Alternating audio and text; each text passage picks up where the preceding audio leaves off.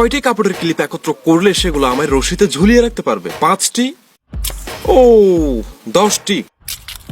হলো না, ডাবল করা যাক, 20টি কাপড়ের ক্লিপ।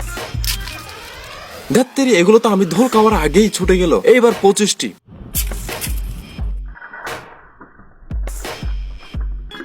আহারে, আচার খেতে খেতে জীবনটাই শেষ। ক্লিপস আরো বাড়াতে হবে, তার মানে এই বাঁশে হবে না, আরো লম্বা বাঁশের প্রয়োজন। 30টি কাপড়ের ক্লিপস।